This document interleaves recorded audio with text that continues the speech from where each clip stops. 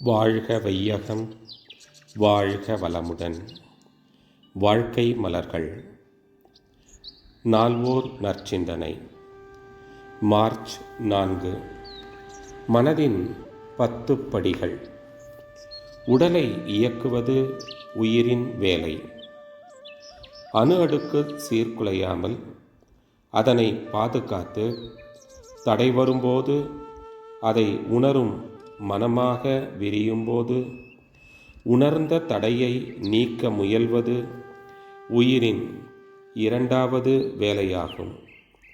தடையால் உணர்ச்சி ஏற்படவே அதனை போக்க பொருள் அல்லது சூழ்நிலை அல்லது நட்பு வேண்டும்.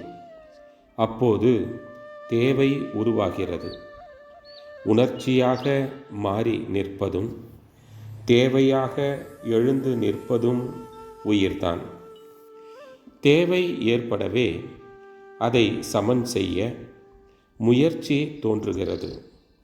முயற்சியின் காரணமாக செயல் மலர்கிறது.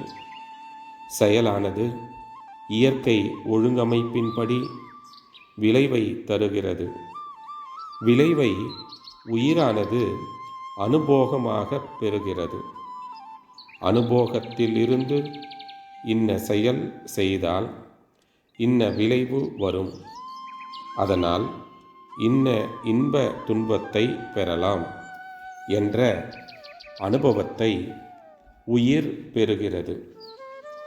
உயிர் மேற்கொள்ளும் ஆராய்ச்சி அதன் பின் இன்ன விதமான சூழ்நிலையில் இன்ன விதமான உணர்ச்சி தோன்றியதால் இன்ன விதமாக செயல்பட வேண்டும் என்று ஒரு தெளிவினை பெறுகிறது.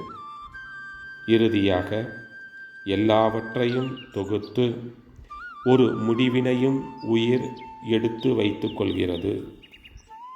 எனவே உயிரே உணர்ச்சி, தேவை, முயற்சி, செயல், விளைவு, அனுபோகம், அனுபவம், ஆராய்ச்சி, தெளிவு, முடிவு என்ற 10 கட்டமாக உயர்ந்து படர்ந்து நிற்கிறது.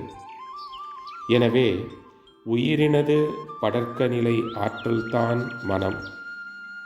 ஆங்கிலத்தில் psychic extension of the life energy is mind எனலாம்.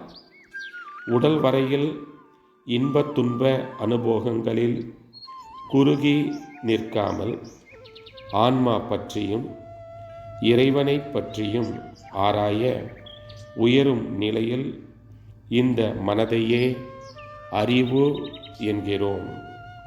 அருட்தந்தை வாழ்க வளமுடன். தொடரும்.